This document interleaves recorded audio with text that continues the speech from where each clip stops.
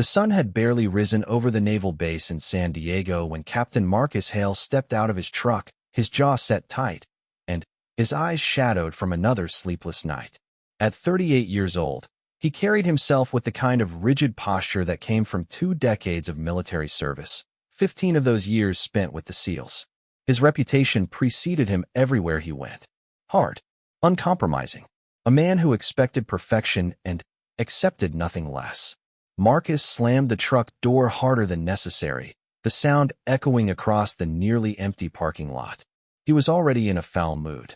The mission briefing from the previous night had been a disaster, with half his team showing up unprepared and unfocused. In his world, that kind of sloppiness got people killed. He had spent 3 hours after the briefing ripping into his men, reminding them that being a SEAL meant being ready for anything at any moment. As he walked toward the administrative building, his boots hitting the pavement with heavy thuds, he noticed a small figure struggling with an armload of files near the entrance. The person wore civilian clothes, a simple navy blazer, and slacks, nothing that indicated rank or position. From behind, all Marcus could see was someone who appeared completely lost and utterly incompetent at the simple task of carrying paperwork. The figure stumbled slightly, and several folders slipped from their grasp, papers scattering across the ground. Marcus felt his irritation spike. This was exactly the kind of carelessness he had been dealing with all week. Everyone on this base seemed to have forgotten what discipline meant. He strode forward, his presence commanding even without a word. The person was now crouched down, frantically trying to gather the scattered documents while more continued to slip from the pile still in their arms. Marcus stopped a few feet away, his shadow falling over the scattered papers. "You need to get your act together," he said, his voice sharp and cold. "This is a military installation, not some college campus where you can just fumble around like an amateur." The person looked up briefly, and Marcus caught a glimpse of a woman's face. But she quickly looked back down, continuing to gather papers.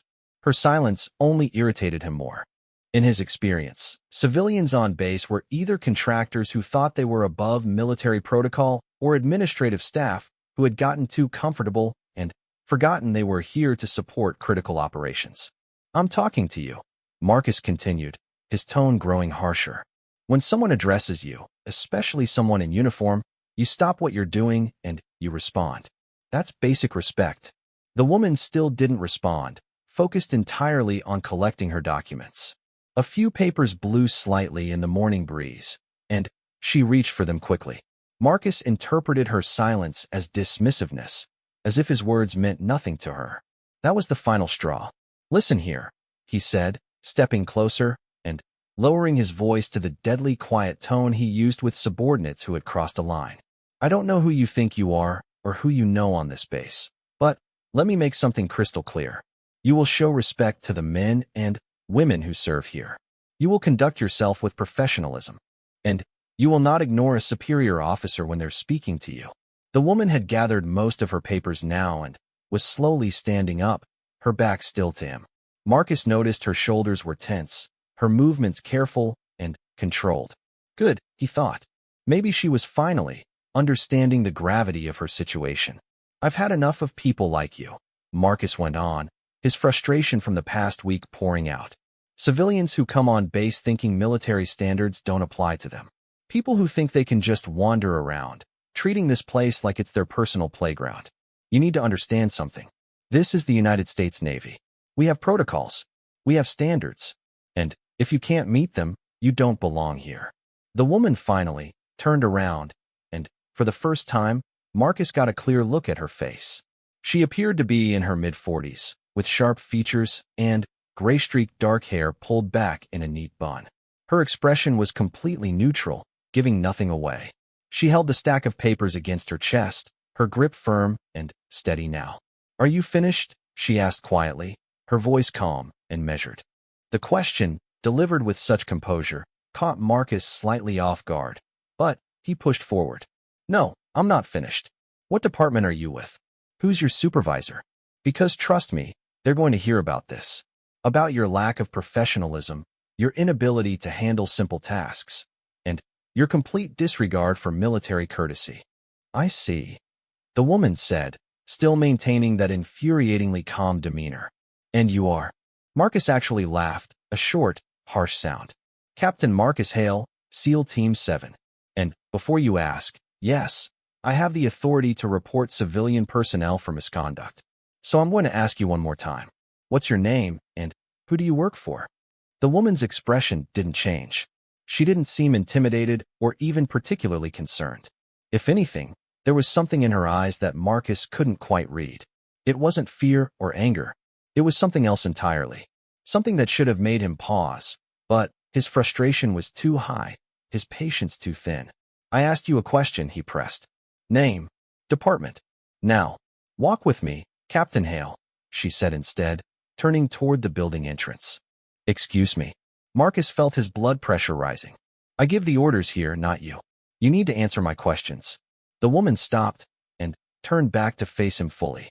Captain Hale, you have spent the last 5 minutes berating someone you know nothing about, making assumptions about their competence, their professionalism, and their right to be on this base. You have not asked a single question. You have not sought to understand the situation. You have simply attacked. So I will say it again. Walk with me. There was something in her tone now, a subtle shift that carried weight. Marcus felt a flicker of uncertainty, but quickly pushed it aside. He wasn't about to be ordered around by a civilian contractor or whoever this woman was. I'm not going anywhere with you until you identify yourself, he said firmly. The woman studied him for a long moment, and Marcus could feel her eyes assessing him, measuring him in some way he didn't understand. Finally, she sighed softly and shifted the papers in her arms. Very well, she said. Since you insist on doing this here. She paused, and when she spoke again, her voice carried across the parking lot with quiet authority. I am Admiral Rebecca Chun, and, as of 0800 hours this morning, I am the commanding officer of Naval Special Warfare Command, which means, Captain Hale, that I am your commanding officer. The world seemed to tilt sideways for Marcus. He felt the blood drain from his face as the words registered. Admiral, commanding officer, Naval Special Warfare Command. That meant she wasn't just any admiral. She was the admiral, the person in charge of all SEAL operations, all special warfare units, everything he had dedicated his life to. His mind raced back through everything he had just said. Every harsh word, every accusation, every condescending remark about civilians and incompetence and not belonging on base. He had just spent 5 minutes dressing down the most powerful person in the entire special warfare community, his new commanding officer. On her first day, "Ma'am, Marcus started, but his voice failed him. His throat had gone completely dry. Admiral Chun held up one hand, silencing him. Not here, Captain. In my office. Follow me. She turned and walked toward the building entrance, her stride confident and purposeful. Marcus followed on legs that felt like they were made of lead. His mind was spinning, trying to process what had just happened, trying to figure out how he could have been so catastrophically wrong. As they entered the building, several personnel looked up and immediately snapped to attention when they saw Admiral Chun. She acknowledged them with brief nods, but didn't slow her pace. Marcus trailed behind her, acutely aware of the curious looks being directed his way. News traveled fast on a military base, and he had no doubt that within an hour, everyone would know that Captain Hale had torn into the new Admiral on her first morning. They walked through corridors Marcus knew well, past offices where he had attended countless briefings and meetings. But now everything felt different, surreal. The familiar surroundings seemed to mock him with their normalcy, while his entire career potentially circled the drain. Admiral Chun led him to a corner office on the 3rd floor, one that had been occupied by Admiral Morrison until his retirement 3 weeks ago. Marcus had been to this office many times, always with respect, always with careful attention to protocol. Now he was entering it in disgrace, following the woman he had just insulted and berated. The office was still in transition, with some boxes stacked along one wall and family photos being arranged on the desk. Admiral Chun set her stack of papers down carefully and then turned to face Marcus. He immediately snapped to attention, his training overriding his shock. At ease, Captain, she said, moving around to sit behind the desk. Close the door. Marcus did as ordered, his movements mechanical. When he turned back, Admiral Chun was studying him with those same assessing eyes. The silence stretched between them, heavy and suffocating. "Sit," she finally said, gesturing to one of the chairs facing the desk. Marcus sat, maintaining perfect posture despite feeling like he wanted to sink through the floor. Admiral Chun leaned back in her chair, her fingers steepled in front of her. "I arrived on base at 0500 this morning," she began, her voice conversational but carrying an edge. "I wanted to get a feel for the facility before the official change of command ceremony this afternoon. I was carrying files from my car, getting them to my office before the day began. And in that parking lot, I encountered you." She paused, and Marcus felt compelled to speak. "Ma'am, I have no excuse for my behavior. I was completely out of line. I spoke to you with disrespect and made assumptions that were not only wrong but inexcusable. I take full responsibility for my actions." Admiral Chen nodded slowly. "That's a good start, Captain. But I want you to understand something. My concern right now isn't primarily about how you treated me. I'm an admiral. I've dealt with worse in my 26 years of service. My concern is about what your behavior reveals about your leadership style and judgment." Marcus felt his stomach drop further. "You saw someone struggling with paperwork," Admiral Chen continued. "Your immediate response was not to offer assistance, but to criticize. You made assumptions about their competence, their professionalism, and their right to be present, all without asking a single question or gathering any information. You escalated the situation with aggression rather than approaching it with curiosity or even basic human courtesy." Every word hit Marcus like a physical blow because he knew she was absolutely right. He had reacted from a place of frustration and anger, not from any measured assessment of the situation. "Tell me, Captain Hale," Admiral Chun said, leaning forward slightly, "is this how you lead your teams? With immediate criticism and assumptions? With aggression before understanding?" "No, ma'am," Marcus said quickly, then stopped himself. Was that true? He thought about the briefing from the night before, about how he had ripped into his men for being unprepared. Had he asked them why they were struggling? Had he sought to understand if there were factors he wasn't aware of? Or had he simply unleashed his frustration on them? The silence stretched again as Marcus grappled with uncomfortable truths about himself. Admiral Chun was still waiting for a real answer, and Marcus knew he owed her complete honesty. He took a deep breath and met her eyes. "Ma'am, I need to correct myself. The truth is, I'm not sure. I thought I was a good leader. I thought being demanding and maintaining high standards was what made me effective. But this morning, and if I'm being completely honest about last night with my team, I reacted from anger and frustration rather than from a place of leadership. I didn't seek to understand. I just attacked." Something shifted in Admiral Chen's expression. Not quite approval, but perhaps recognition that Marcus was capable of self-reflection. "I've read your file, Captain Hale," she said, reaching for a folder on her desk. 15 years with the SEALs. Multiple combat deployments. Decorated for valor on 3 separate occasions. Your mission success rate is among the highest in the command. Your men complete training evolutions that other teams fail. By every measurable metric, you're an exceptional operator. Marcus felt a flicker of hope, but it died when he saw the Admiral's next expression. "But," she continued, "there's another pattern in your file. High turnover in team personnel. Multiple complaints about your leadership style, though most were never formally filed because your men feared retaliation. 3 separate incidents of insubordination from subordinates who felt they had no other way to be heard. And a reputation for being impossible to work with unless someone meets your exacting standards perfectly." Each point landed like a punch. Marcus had been vaguely aware of some of these issues, but had always dismissed them. SEALs were supposed to be tough. The men who couldn't handle his standards weren't cut out for the teams anyway. Or so he had told himself. "I'm not here to destroy your career, Captain," Admiral Chen said, her tone softening slightly. "But I am here to make changes in how we develop and maintain our special warfare community. And that starts with leadership. Real leadership.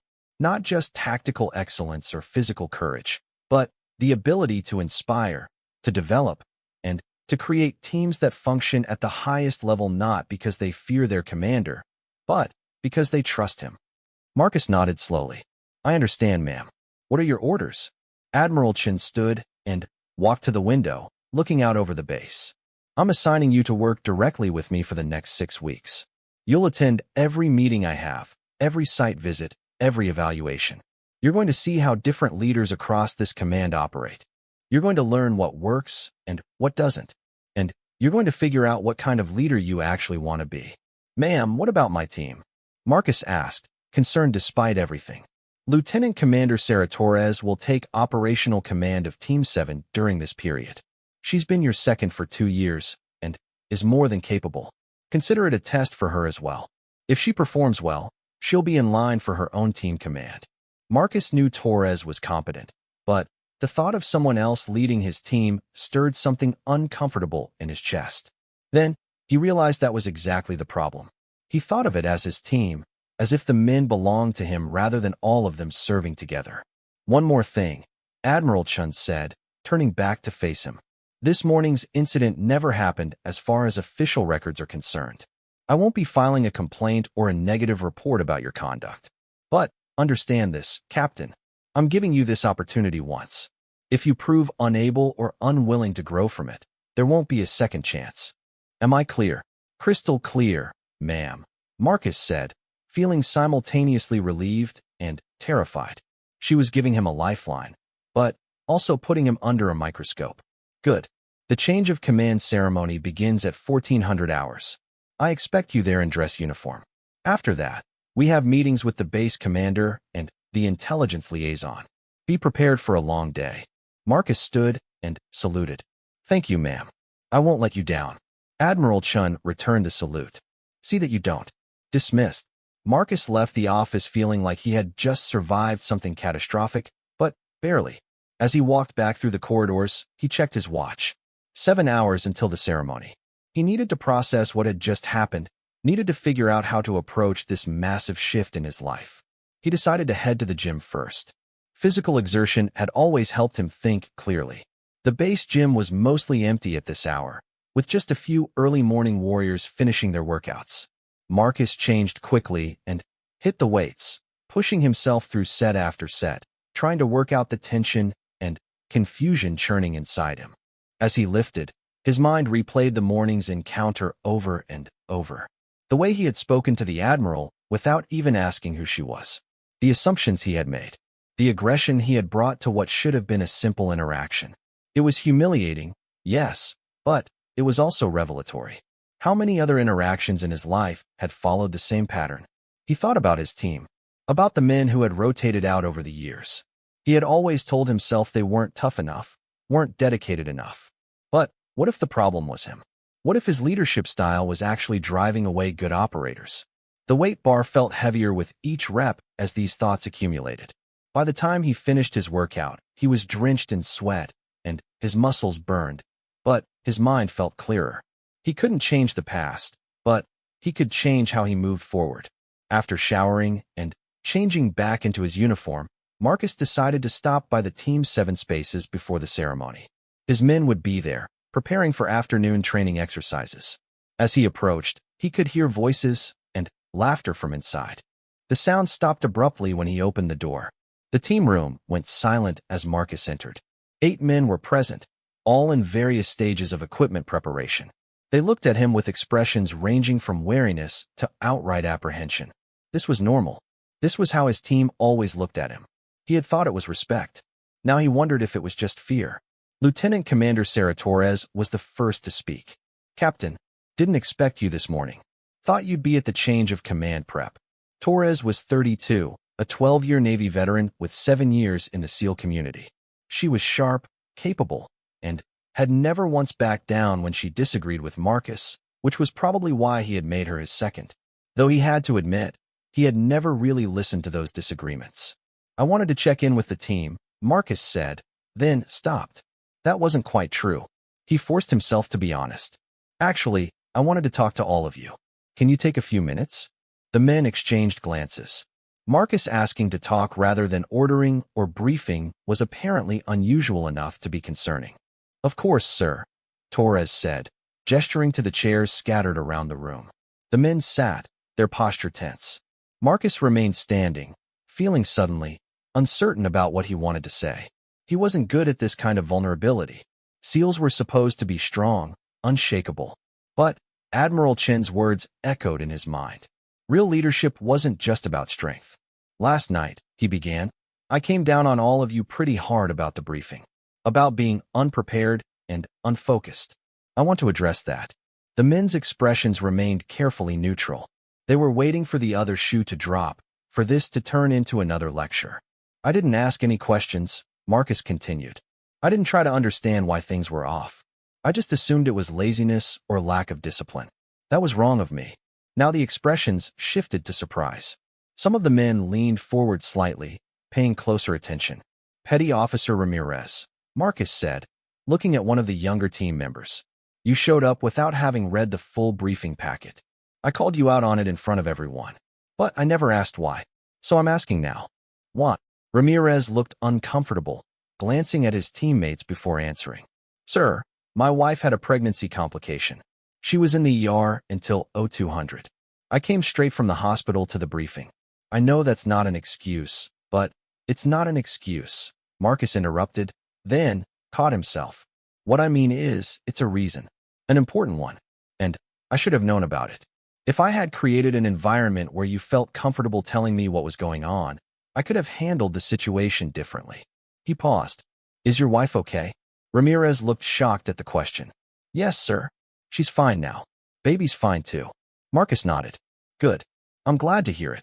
He looked around at the rest of the team. Anyone else have things going on that affected last night's briefing? I'm not asking for excuses. I'm asking so I can lead you better. There was a long silence. Finally, another team member spoke up. My kid's having trouble at school. Might get expelled. I've been dealing with meetings with principals and counselors all week. My head wasn't in the game last night. Another voice. My mom was diagnosed with cancer last month. I've been helping her with doctor's appointments. As each man spoke, Marcus felt a weight settling in his chest. All of these things had been happening, and he had known nothing about them. Because he had never asked. Because he had created a command climate where personal issues were seen as weaknesses. Thank you for sharing that with me, Marcus said when the last man had spoken. And I apologize. I've been so focused on maintaining operational readiness that I forgot we're all human beings with lives outside of the teams. That doesn't mean standards don't matter. They absolutely do. But it means I need to lead you as whole people, not just as operators. Torres was watching him with an expression that was hard to read. Sir, what brought this on? Marcus, almost deflected, almost fell back into his old patterns of not showing vulnerability. But he pushed through it. I had a wake-up call this morning.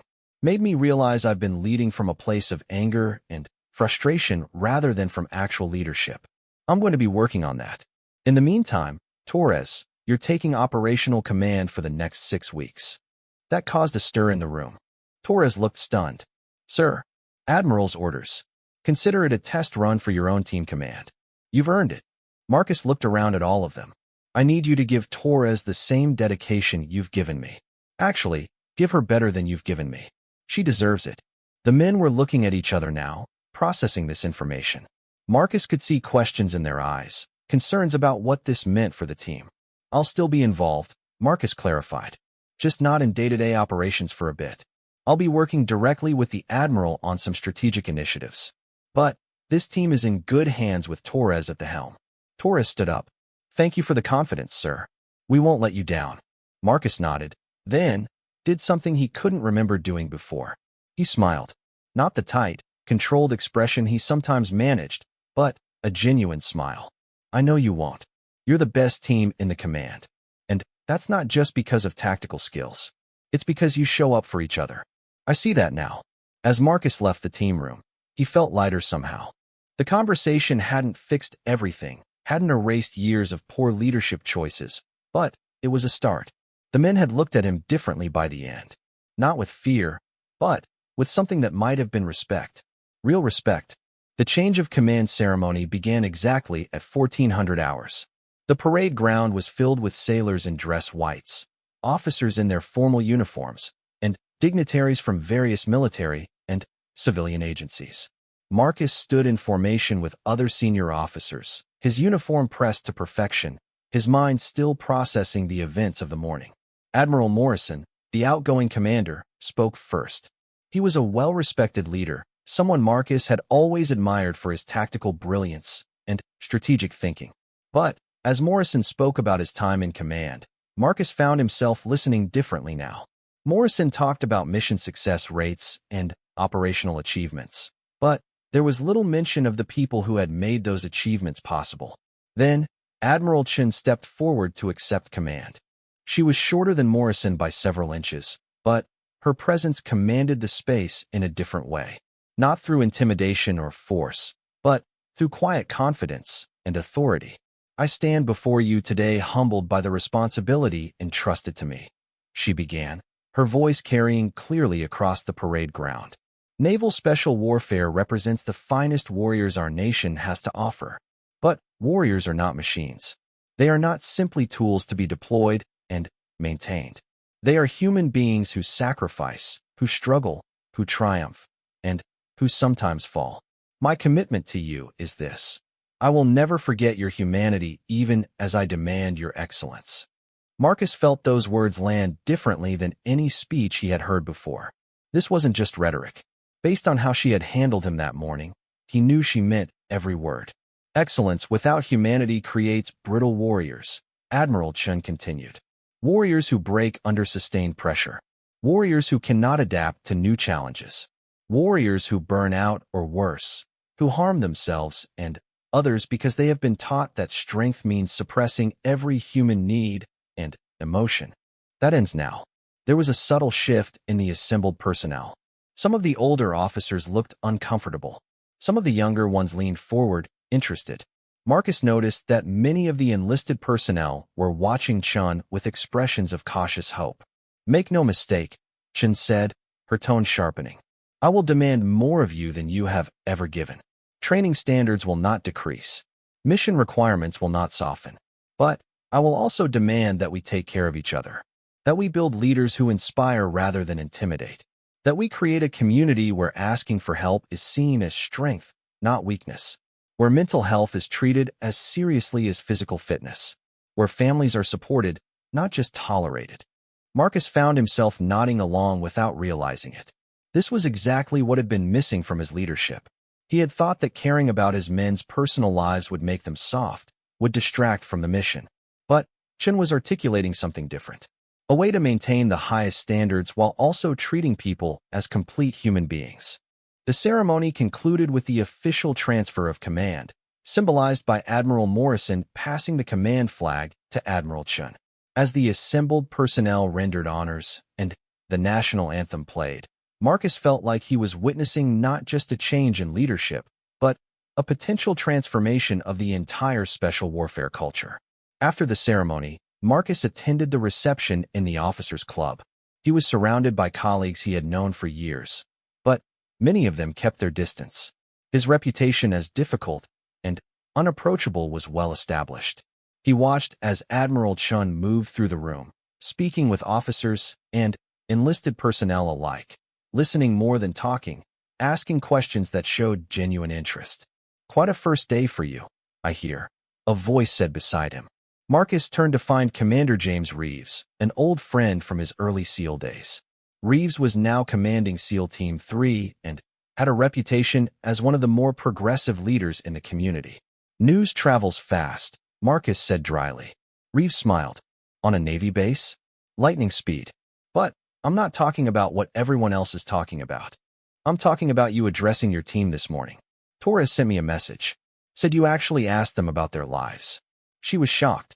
Marcus felt heat rise in his face. That's sad that it's noteworthy? For you? Yeah, it kind of is, Reeves said, but not unkindly. Look, Marcus, you're one of the best tactical operators I've ever served with. But, man, you've been heading down a path that was going to end badly. I'm glad something made you pump the brakes. Someone, Marcus corrected. Admiral Chen made me see some things about myself I didn't want to see. Reeves followed Marcus's gaze to where Chen was speaking with a group of junior officers. She's got a hell of a reputation. When I heard she was taking command, I did some research. Did you know she started as an intelligence officer? Switched to surface warfare, commanded a destroyer, then somehow convinced the brass to let her go through diving and explosive ordnance disposal school in her 40s. She's not a SEAL, but she's put herself through challenges most people half her age wouldn't attempt. Marcus hadn't known that. He realized he had done exactly what he had done that morning, made assumptions without gathering information. He had seen a woman in civilian clothes and assumed she was just administrative staff. He hadn't considered that she might have a background as intense and demanding as any SEAL. She also has a PhD in organizational psychology, Reeves continued. Published research on combat stress and leadership effectiveness. The woman is a legitimate scholar on the exact issues she was talking about in her speech. How do you know all this? Marcus asked. Because I make it my business to know who's leading me, Reeves said. And because I want to be a better leader myself. Maybe you should do the same. Before Marcus could respond, Admiral Chen approached them. Both officers immediately straightened, though she waved a hand dismissively at the formality. Gentlemen, please. This is a reception, not a formation. Commander Reeves, it's good to see you again. Ma'am, congratulations on assuming command, Reeves said warmly. I'm looking forward to working with you. Likewise, your team has an excellent reputation. I'll be visiting Team 3 next week for an operational briefing. I trust you'll give me an honest assessment of capabilities and challenges, not just the sanitized version brass usually gets. Reeves grinned. You'll get the truth, ma'am. The whole messy truth. That's what I like to hear. Chen turned to Marcus. Captain Hale, a word? Marcus followed her to a quieter corner of the reception hall. She looked at him appraisingly. You spoke with your team this morning, she said. It wasn't a question. Yes, ma'am. I needed to start making changes immediately. How did they respond? Marcus thought about how to answer honestly. Surprised at first. But I think they appreciated it. I learned things about them I should have known months ago. Things that would have made me a better leader if I had bothered to ask. Chen nodded. That's good. Real change starts with acknowledgement. But, Captain, you need to understand something. One conversation doesn't undo years of a particular leadership style. Your team is going to be watching to see if this is real or just performance. You'll have to prove yourself through consistent action. I understand, ma'am. Do you? Chen's eyes were sharp. Because the hardest part isn't making the change. It's maintaining it when you're tired, when you're frustrated, when everything in you wants to fall back into old patterns because they're comfortable and familiar. That's when real character is tested. Marcus met her gaze steadily. I won't lie and say I won't struggle with it. This morning showed me I have blind spots the size of aircraft carriers. But I'm committed to doing the work. Whatever it takes. Something in Chen's expression softened slightly. I believe you mean that. Which is why I'm investing this time and effort in you. The Navy can't afford to lose good operators because they never learned to lead effectively. But make no mistake, Captain. If I see that you're not genuinely trying to change, if I see you slipping back into destructive patterns, I will remove you from command without hesitation. I would expect nothing less, ma'am. Chen studied him for another moment, then nodded. Good. Tomorrow morning, 0600, my office. We're starting your education. Bring a notebook and an open mind. For the rest of the reception, Marcus found himself observing Admiral Chen and other leaders in the room with new eyes. He watched how they interacted with subordinates, how they asked questions, how they listened. Commander Reeves spent time with a young petty officer who was clearly nervous about some upcoming evaluation, offering encouragement and practical advice. Captain Sandra Yoshida from SEAL Team 5 was speaking with a group of wives and partners, listening to their concerns about deployment schedules.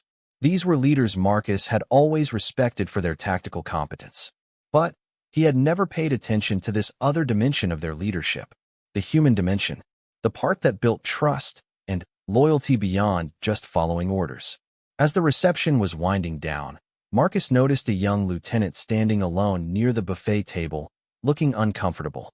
He recognized the officer as Lieutenant Michael Perry, recently assigned to Team 7 from the Basic SEAL training pipeline. Perry was one of the youngest members of the team and had been on the receiving end of Marcus's harsh critiques more than once. In the past, Marcus would have ignored Perry or, worse, used this as an opportunity to test him with aggressive questioning. But something made him walk over instead. Lieutenant Perry, Marcus said as he approached. Perry immediately straightened, his expression guarded. Captain Hale, sir. How are you settling in with the team? Marcus asked, genuinely trying to make his tone conversational rather than interrogative. Perry looked confused by the question. Fine, sir. The team has been very helpful. That's good to hear. I know the transition from training to an operational team can be challenging. Are you getting the support you need? Now Perry looked downright suspicious, as if this was some kind of trap. Marcus realized how much damage his previous behavior had done if a simple question about support made his own junior officer defensive. Sir, is there something specific you need to know? Perry asked carefully. Marcus sighed. No, Lieutenant. I'm just trying to be a better commanding officer. And part of that is actually checking in with my people. So I'm asking, genuinely, are you okay?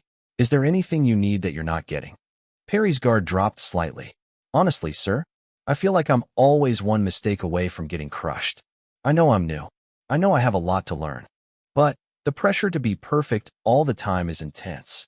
I wake up every morning dreading what I'm going to mess up that day. The words hit Marcus hard. This was his doing. He had created an environment where a talented young officer was afraid to make the mistakes necessary for learning.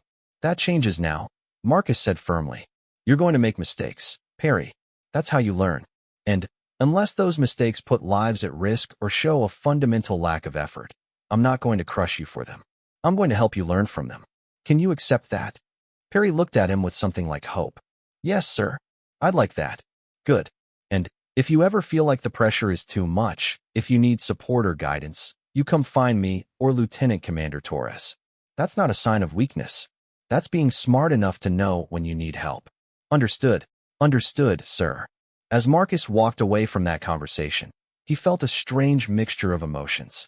Regret for the damage he had done, hope that he could repair it, and determination to become the leader his people deserved. The next morning, Marcus arrived at Admiral Chen's office at 05:45, a notebook and pen in hand. He had barely slept, his mind churning through everything that had happened in the past 24 hours. The outer office was empty except for a chief petty officer who looked up when Marcus entered. Captain Hale, the Admiral is expecting you. Go on in. Marcus knocked once and entered. Admiral Chen was already at her desk, surrounded by reports and files, a cup of coffee steaming beside her laptop. She looked up and gestured to a chair. Punctual. Good. Coffee, she asked, pointing to a pot on a side table. Thank you, ma'am. Marcus poured himself a cup and sat down, notebook ready. For the next 6 weeks, Chen began without preamble. You're going to shadow me through every aspect of my duties. But that's not all. I'm also assigning you reading material, research papers, and case studies. I want you to start thinking critically about leadership, about organizational psychology, about what actually makes teams effective versus what we assume makes them effective. She slid a thick folder across the desk to him. Marcus opened it to find a list of books and articles with titles like Leaders Eat Last, The Culture Code, and Psychological Safety in High-Performance Teams. I'm a SEAL, ma'am, Marcus said, then caught himself. What I mean is, I'm not really the academic type. You're a professional warrior who has spent years mastering physical skills and tactical knowledge, Chen corrected. Why would you not apply the same dedication to mastering leadership skills? Or do you think leadership is somehow less important than marksmanship? The question was pointed, and Marcus felt the criticism even though her tone remained neutral. No, ma'am. Leadership is critical. I've just never approached it that way. Exactly. Most military leaders learn leadership through osmosis, by observing others and replicating what they see. Sometimes that works. Often it perpetuates bad practices. Real leadership development requires intentional study and practice, just like any other skill. Chen stood and walked to a whiteboard on her wall. She picked up a marker and drew a simple diagram. Let's start with a basic question. What do you think makes a team effective? Marcus thought about his answer carefully. His instinct was to say discipline, standards, training.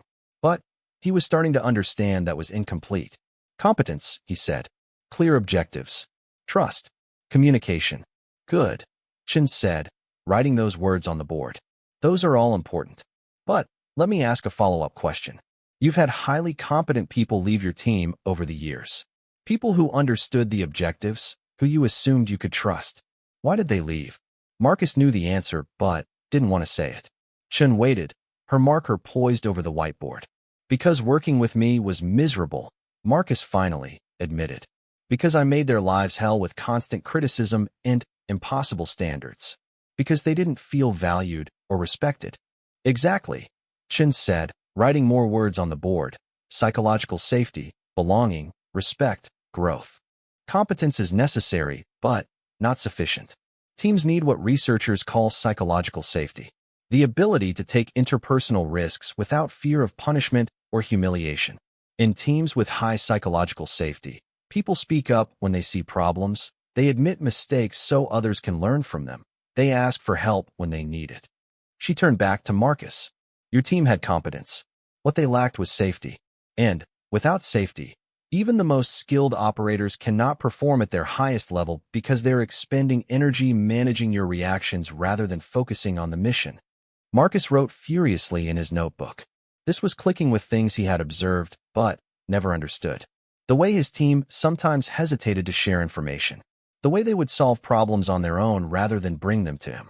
He had thought they were being independent and capable. Now he saw they were just avoiding him. Over the next weeks, I'm going to show you different leadership styles, Chen continued. You'll see commanders who lead through inspiration, through collaboration, through servant leadership. You'll also see some who lead through fear and control. I want you to observe and analyze. What works? What doesn't? And most importantly, why? The first visit came 2 days later.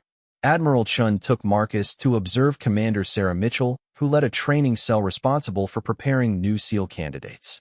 Mitchell was a former Navy helicopter pilot who had transitioned into the special warfare community through an unusual path. Her background wasn't typical, and Marcus had privately questioned whether someone without direct SEAL experience could effectively train warriors. Those doubts evaporated within the first hour of observation. Mitchell ran her training cell with a combination of exacting standards and genuine care for each candidate. Marcus watched as she corrected a young candidate who had performed poorly on a physical evolution. But instead of dressing him down, she pulled him aside and asked questions. "Talk me through what happened out there," Mitchell said to the candidate, whose name tape read Johnson. "Ma'am, I just couldn't keep up. I'm not strong enough," Johnson said, his head down. "I didn't ask for excuses. I asked what happened. Walk me through your thought process during that evolution." Johnson looked up, surprised. "I saw the other candidates pulling ahead. I started panicking, thinking I was going to fail. That panic made me sloppy. I wasted energy on inefficient movements. By the time I realized what I was doing wrong, I was too exhausted to correct it." "Good," Mitchell said. "You identified the problem. Panic led to inefficiency. So what's the solution?" "Better mental discipline. Staying focused on my own performance instead of comparing myself to others." "Exactly. Your body is strong enough. Your mind needs training. That's why you're here. To learn to control your thoughts under pressure. You're going to run that evolution again tomorrow. But tonight, I want you to visualize it. See yourself staying calm, moving efficiently, completing the objective. Can you do that?" "Yes, ma'am." As Johnson ran off, Mitchell turned to find Marcus and Admiral Chen watching. She walked over to them. "What did you observe, Captain Hale?" Chen asked. Marcus thought about his answer. She diagnosed the real problem instead of just punishing failure. She gave him a path forward. And she made it clear she believed he could succeed. Anything else? She called it training, not a test. She framed failure as part of the learning process, not as proof of inadequacy. Mitchell smiled. "Bingo. Look, I know my background isn't traditional, but I learned something flying helicopters in combat zones. The most dangerous pilots weren't the ones who lacked skill. They were the ones who couldn't admit when they were struggling, who tried to hide problems until those problems became catastrophic. I trained my crews to speak up, to ask for help, to see checking their own performance as a strength. And you know what? My squadron had the highest mission success rate and the lowest mishap rate in the air wing." She gestured to the training candidates running drills nearby. "These kids are tough. They're motivated. But if we train them to hide weakness and struggle alone, we're creating future failures. I'd rather build operators who know their limits, who support each other, and who aren't afraid to say when they need backup."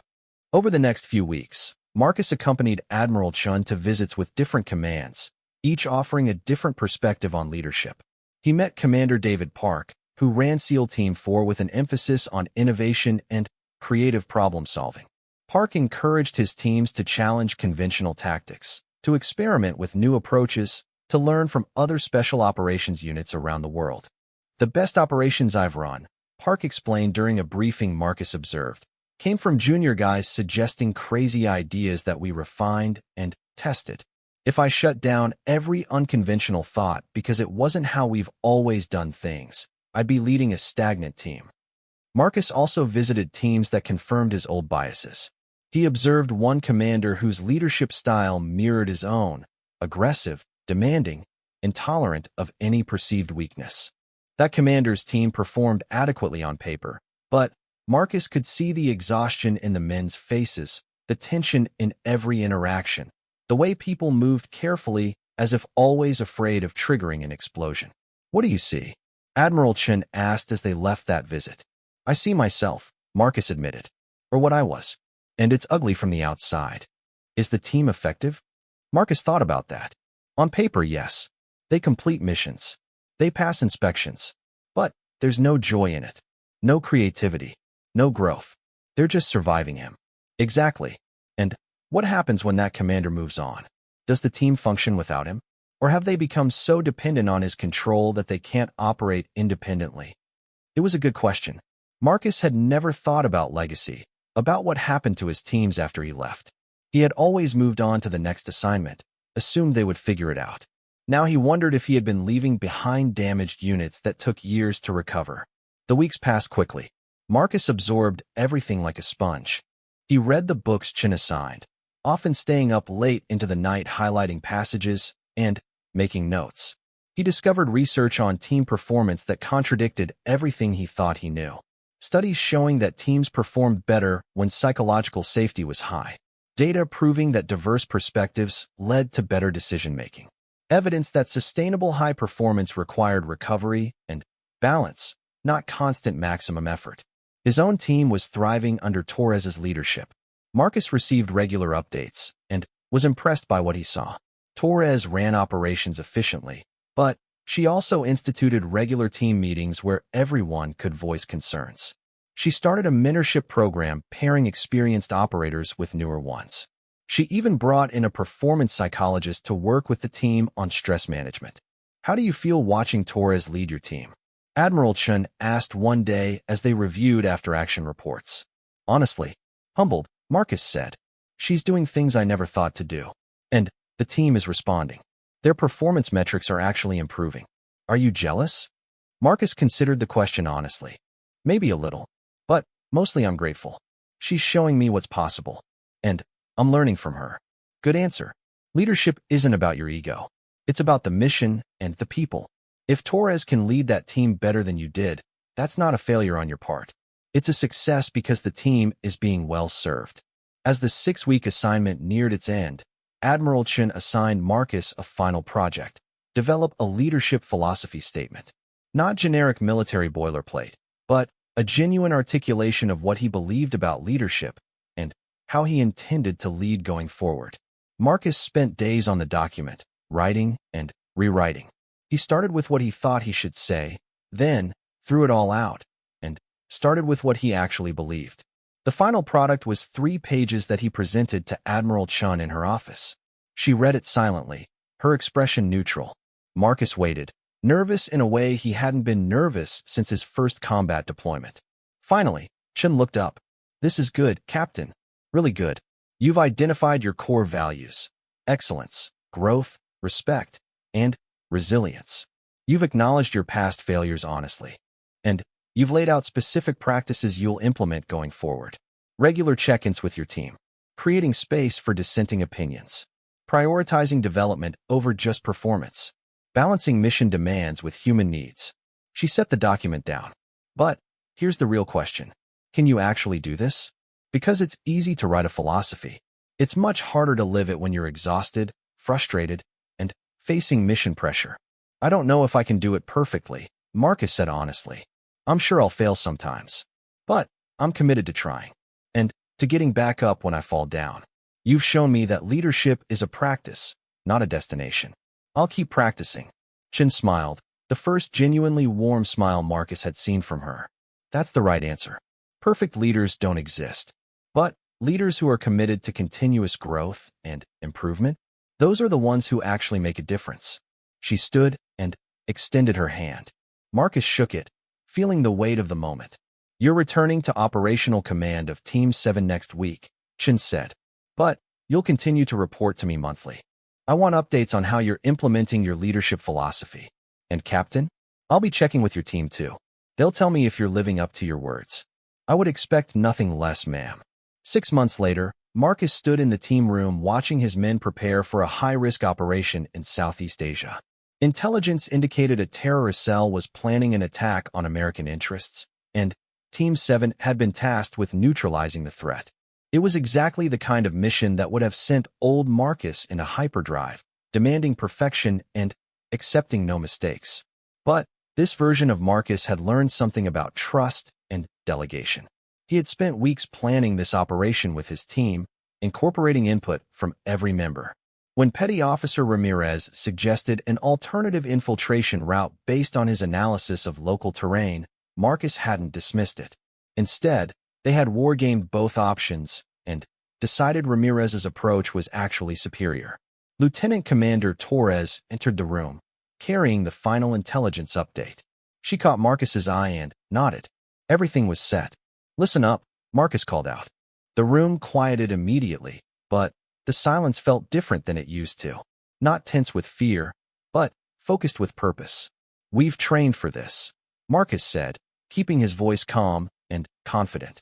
Everyone knows their role. We've anticipated the likely challenges and planned contingencies. But I want to remind you of something before we go wheels up. He looked around at each face. Some were veterans he had served with for years. Others were newer, still finding their place. All of them were looking at him with trust in their eyes. We're a team, Marcus continued. That means we look out for each other. If something doesn't feel right out there, you speak up. If you need help, you ask for it. If you see a better way to do something, you share it. We succeed together or we fail together. There is no room for ego or pride, mine or anyone else's. Clear. A chorus of clear, sir, and huya echoed through the room. Good. Torres, anything to add? Torres stepped forward. Just this. Trust your training. Trust each other. And trust that if something goes wrong, we have contingencies. Captain Hale, and I will be monitoring from the operations center. We've got your backs. The operation launched at midnight. Marcus and Torres sat in the operations center, surrounded by screens showing real-time feeds from the team's helmet cameras and overhead surveillance. Marcus felt the familiar adrenaline spike of operations, but he forced himself to remain calm. His job now was to provide guidance and support, not to micromanage. The infiltration went smoothly at first. The team moved through the jungle terrain with the efficiency that came from hundreds of hours of training. Marcus watched Ramirez lead the way along his suggested route, and it was clear the petty officer's analysis had been correct. They were making better time than the original plan would have allowed. Then, things went sideways. A patrol of local militia, not part of the intelligence briefing, appeared on the team's route. The team went silent and, still, waiting in concealment. Marcus could see from the camera feeds that they were dangerously close to being discovered. In the past, Marcus would have been barking orders over the radio, telling them exactly what to do. But he had learned that operators on the ground often had better situational awareness than commanders watching screens. So he waited, trusting his team. Lieutenant Perry, who was leading the forward element, made a hand signal. The team split into two groups, creating an L-shaped ambush position. But they held fire, still hidden. The patrol passed within meters of their position without detecting them. When the militia had moved far enough away, the team regrouped and continued their mission. Good call by Perry, Torres murmured beside Marcus. Taking the ambush positions gave them options, but showing discipline by not engaging avoided alerting the whole area. Marcus nodded, feeling proud of his young lieutenant. 6 months ago, Perry had been terrified of making mistakes. Now he was making split-second tactical decisions with confidence. The team reached the objective and executed the mission flawlessly. They neutralized the terrorist cell, secured critical intelligence, and extracted without casualties. As they loaded into the helicopters for the flight back to base, Marcus allowed himself to feel the success. But the real test came 3 days later during the debrief. The entire team gathered in the briefing room, along with Admiral Chun, who had come to observe. Marcus stood at the front, but instead of delivering a traditional after-action report, he had asked each element leader to present their portion. Perry went first, walking through the infiltration phase. When he got to the moment with the militia patrol, he paused. "I need to admit something," Perry said. "When I saw that patrol, I almost panicked. My first instinct was to wait for orders from the operations center. But then, I remembered what Captain Hale has been teaching us. We're not robots executing commands. We're professionals who need to think and adapt. So I made a decision based on what I saw on the ground." He looked at Marcus. "Sir, was that the right call?" It was a trap question, Marcus realized. Not from Perry, but one Marcus had set for himself. The old Marcus would have evaluated whether Perry's tactical decision matched what Marcus would have done. The new Marcus understood that wasn't the right question. "Perry, did your decision keep the team safe?" Marcus asked. "Yes, sir." "Did it allow the mission to continue?" "Yes, sir." "Then, it was the right call. You used your training and judgment to solve a problem in real time. That's exactly what we need from leaders at every level. The question isn't whether you did what I would have done. The question is whether you made a sound decision based on available information. And you did." Marcus looked around the room. "That goes for all of you. I don't want robots who wait for my orders. I want thinking operators who can adapt and solve problems. We train hard so that when the unexpected happens, you have the skills and judgment to handle it." Admiral Chun was taking notes. Marcus saw her smile slightly. The debrief continued with each element sharing their experiences, including things that didn't go as planned. Ramirez admitted that his navigation had been off by about 50 meters at one point, which he had to correct in real time. Another operator talked about equipment that malfunctioned and how he improvised. What struck Marcus was the openness. His team was sharing mistakes and challenges without fear because they knew he wouldn't punish them for being human. They were learning from each other, building collective wisdom rather than hiding problems. After the formal debrief ended, Admiral Chun asked to speak with Marcus and Torres privately. They walked to a conference room and closed the door. "Excellent operation," Chun said. "But, more importantly, excellent leadership. Marcus, the transformation in you and your team over the past 6 months has been remarkable." "Thank you, ma'am. But the credit goes to Torres as much as me. She kept the team strong while I was learning how to actually lead." Torres looked surprised and pleased by the acknowledgement. "We were a team in transition. Everyone contributed to where we are now." "That's exactly the attitude that makes great commands," Chun said. She turned to Torres. "Which brings me to my next point. Commander, how would you feel about taking command of your own team? SEAL Team 9 needs a new commanding officer. I think you're ready." Torres's eyes widened. "Ma'am, that's yes. Absolutely yes." "Good. You'll transfer in 4 weeks. Start thinking about your leadership philosophy and how you want to shape that team." Chun looked at Marcus. "And, Captain, you'll need a new executive officer. Who do you have in mind?" Marcus had thought about this. "Lieutenant Perry, ma'am. He's young, but he's shown tremendous growth. With proper mentoring, I think he could be exceptional. Make it happen. And, speaking of mentoring, I'm assigning you an additional duty. I want you to develop and teach a leadership course for officers transitioning into command positions. 2 weeks long, focused on practical leadership skills. You'll draw on your own experiences, the good and the bad, to help others avoid the mistakes you made and learn the lessons you've learned." Marcus felt the weight of that assignment, but also a sense of rightness. "I'd be honored, ma'am." The course launched 3 months later. Marcus stood in front of a classroom of 20 officers, ranging from lieutenants to commanders, all preparing for leadership positions. Looking at them, he remembered who he used to be, confident in his tactical skills, but clueless about real leadership. "Welcome to Leadership Development Course Alpha," Marcus began.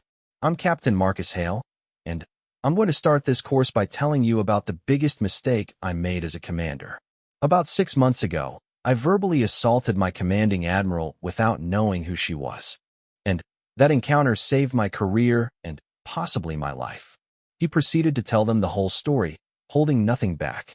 The assumptions he had made, the aggression he had shown, the wake-up call Admiral Chun had delivered, the journey of transformation that followed. I tell you this not to make myself look good, Marcus said. I tell you this because many of you are heading down the same path I was on. You think being tough and demanding is the same as being a leader. It's not.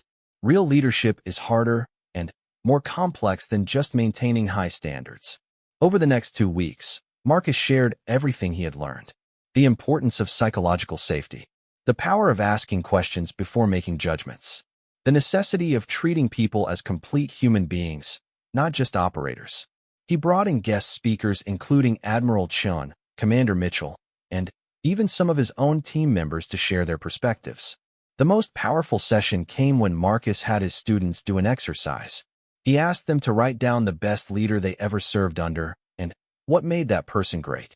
Then, write down the worst leader and what made them terrible.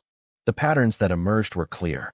The best leaders cared about their people, communicated clearly, listened to input, and created environments where people could grow.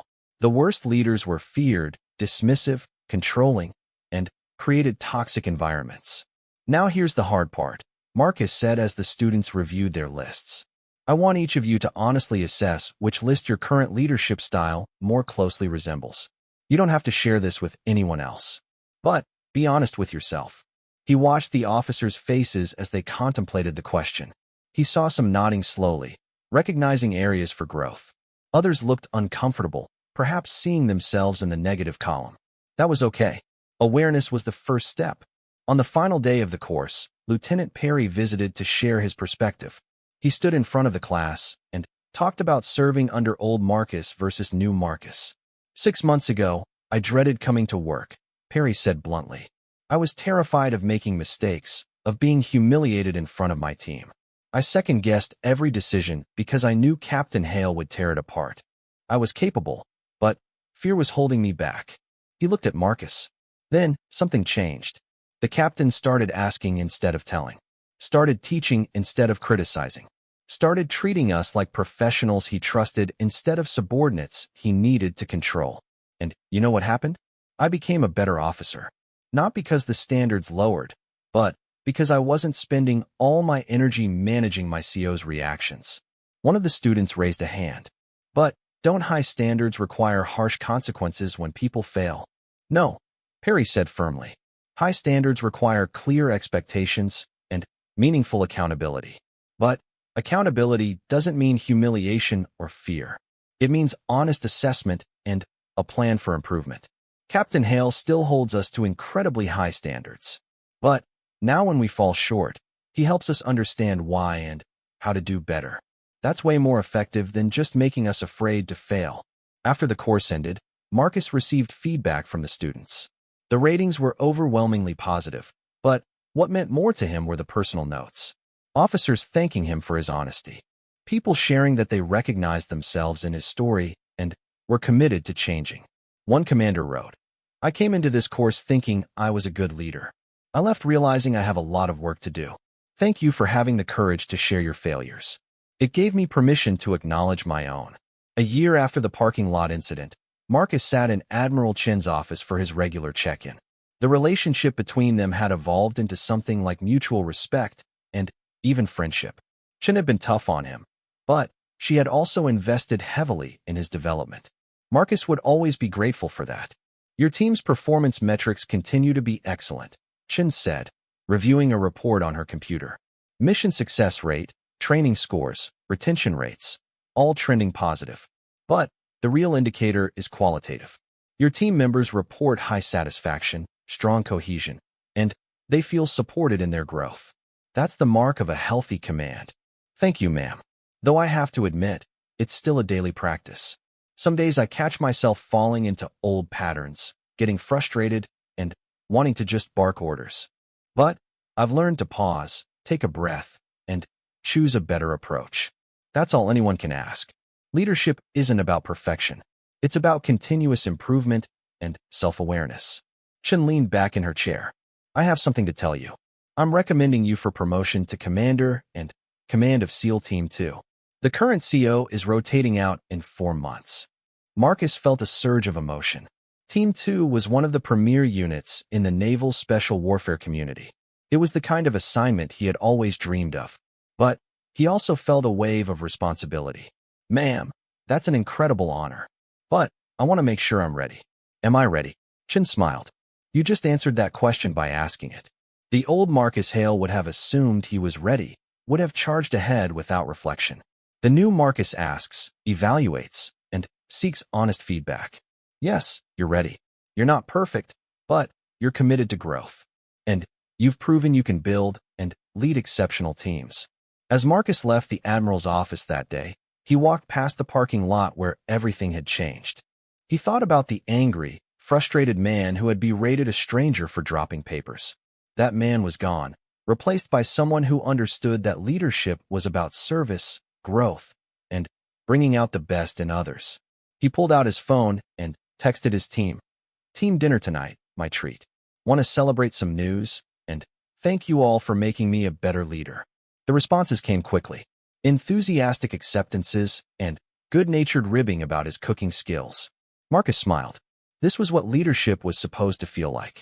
Not fear and tension, but trust and camaraderie. That evening, as Marcus looked around the table at his team, laughing and sharing stories, he caught Torres's eye. She raised her beer in a silent toast. Marcus raised his in return. They had been through a transformation together, and they had come out stronger. Later, after everyone had left, Marcus sat alone for a few minutes, reflecting on the past year. He thought about Admiral Chun, about the harsh wake-up call she had delivered, and the patient mentoring that followed. He thought about his team, who had given him the chance to change and had met his efforts with their own growth. He thought about the officers he was now teaching, hoping to spare them the mistakes he had made. His phone buzzed with a text from Admiral Chun. Heard about the team dinner. That's good leadership. Keep it up, Marcus. He typed back. Thank you for everything, Admiral. For the wake-up call and for not giving up on me. Her response came quickly. You did the hard work. I just pointed you in the right direction. Proud of you. Marcus smiled and put his phone away. Tomorrow would bring new challenges, new opportunities to practice the leadership principles he had learned. There would be difficult moments when his patience would be tested, when the easy path would be to fall back into old habits. But he was ready, not because he was perfect, but because he was committed to being better every day. As he walked out to his truck, Marcus paused and looked up at the stars. Somewhere out there, other teams were training, preparing for missions that would test them in ways they couldn't imagine. Other leaders were struggling with the same challenges he had faced, trying to figure out how to balance standards with humanity, how to demand excellence while supporting growth. He hoped some of them would be lucky enough to have their own wake-up call, their own Admiral Chun who cared enough to be tough and patient at the same time. And he committed himself to being that person for others when he could, to paying forward the investment that had been made in him. The transformation from Captain Marcus Hale, who struck first and asked questions never, to Commander Marcus Hale, who led with wisdom and compassion, was complete. Not perfect, but complete. And that was enough. As he drove off the base that night, Marcus felt something he hadn't felt in years. Peace. Not the absence of challenge, but the confidence that he had the tools and the mindset to meet whatever came next. And the humility to keep learning, keep growing, and keep becoming the leader his people deserved. It had all started with a parking lot, dropped papers, and a sharp word from a woman he had underestimated. Sometimes the universe delivered exactly the lesson you needed, even if it came in the form of embarrassment and hard truths. Marcus was grateful for every difficult moment of the past year because they had made him into someone he could be proud to see in the mirror. The SEAL captain who had struck out with harsh words had learned what real strength looked like. And the Admiral who had delivered the lesson had gained a dedicated student and ally. Together, they were working to transform not just one team or one leader, but the entire culture of the special warfare community. It was a long journey, and there was still far to go. But every journey begins with a single step. For Marcus, that step had been in a parking lot on a sunny morning, facing a woman holding scattered papers who would turn out to be the most important teacher of his life.